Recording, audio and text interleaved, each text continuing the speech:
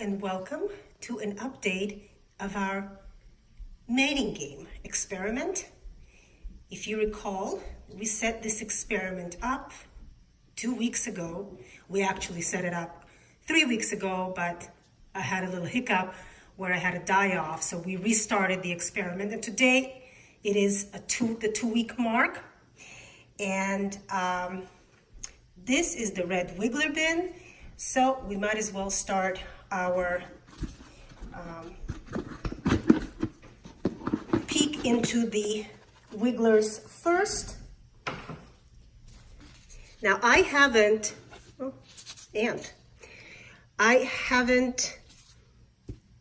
checked on them in 1 week. So I'm hoping that they're okay.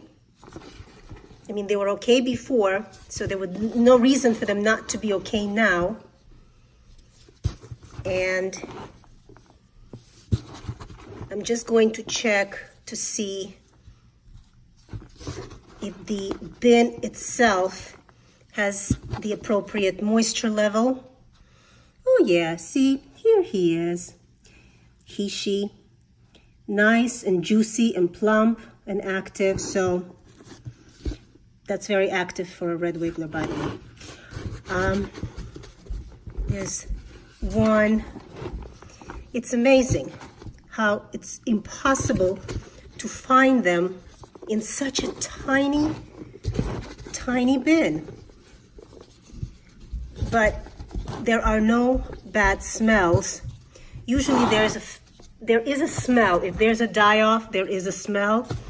I encountered that with my first bin, the one that I started 3 weeks ago, so I know that they're okay. It's just impossible to find. Oh, here's another one. Yeah, and they're looking good. They're looking good, so I'm not going to bother them too much. We have 3 more bins to check up on. I'm just wondering if these guys are going to get together, even though it's such a small bin. There's only 5 of them in here, and they need to find each other in order to make babies. So I don't know. We'll see. So we're going to give this bin 2 pieces of rotten watermelon and a cap full of pulverized eggshells. For right now, I am going to feed in the center. I want them to get used to coming together in the middle of the bin. Oh, wait a second. Oh, look at that. That's the first cocoon. Oh, how neat is that? Hey, guys. We have our first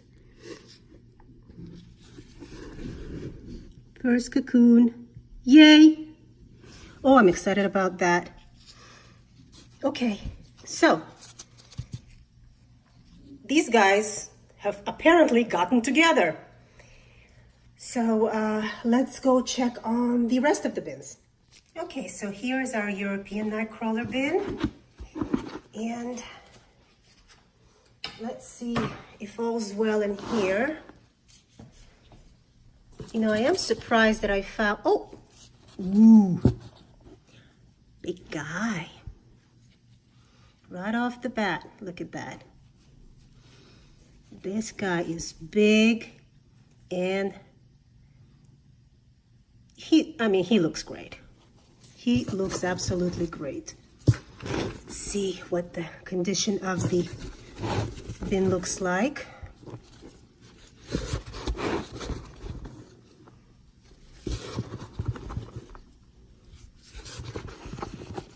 It is moist, but I think after I'm done filming, I'm going to give each one of these bins a little bit.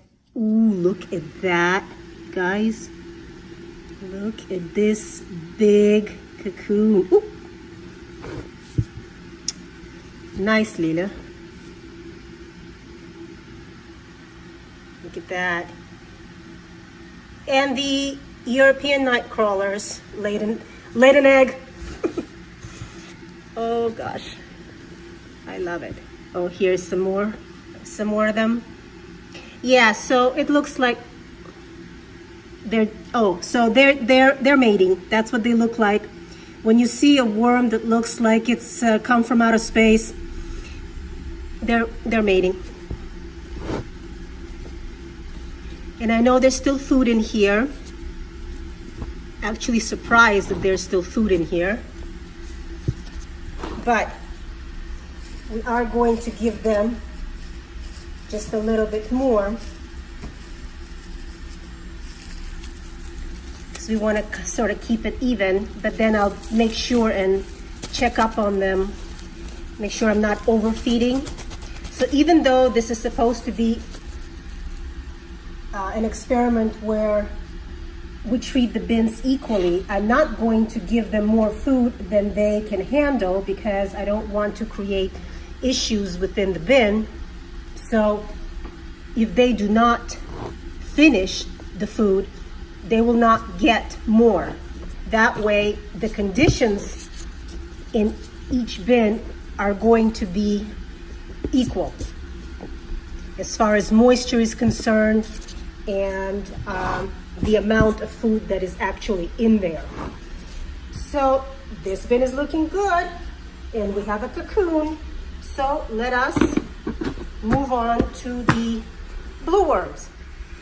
Here is our blue worm bin. And let's see.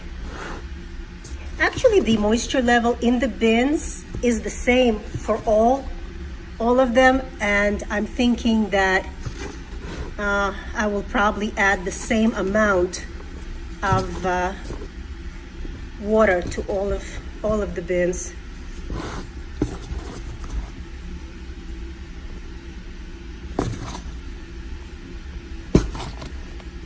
These guys are the smallest ones. So, oh, here we go. Here we go. Look how fast this guy is. He just wants to get away from me. But he's looking very healthy. So that tells me that the bin itself is also healthy for them and in good condition. Oh, here's another one. Right where the food is. Okay.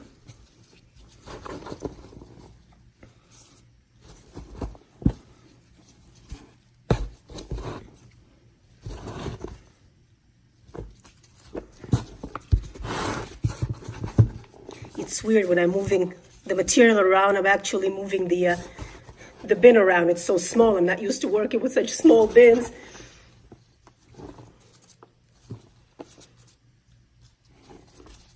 Okay. Now, I wasn't expecting to see any cocoons. I was surprised that I saw the cocoons in the other two bins, but I am going to put the food again in the center.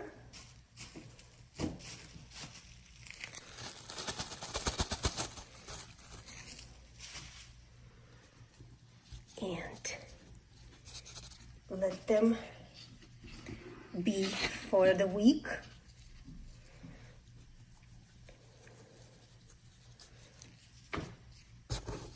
So these guys are looking good. And I'm going to just go around and give them all their the water, a little bit of spritzing of water. But other than that, this bin looks good too. Last but not least is our African nightcrawler bin. And this is where our whole disaster started 3 weeks ago. Oh, but I see movement down there.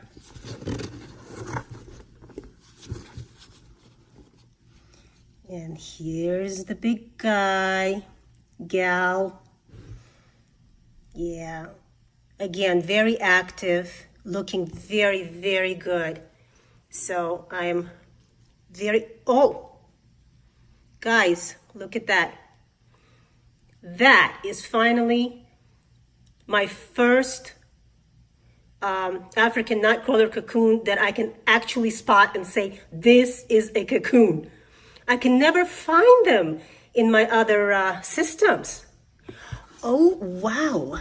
So I have, interesting. Oh, here's another one.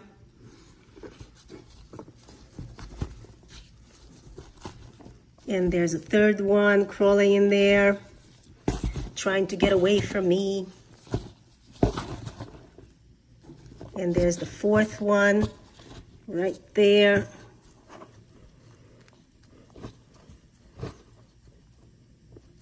Yeah, okay. That won't bother you, but they're all doing well, and they are laying cocoons, and I'm going to give them another feeding in the center. That way I know where the food is.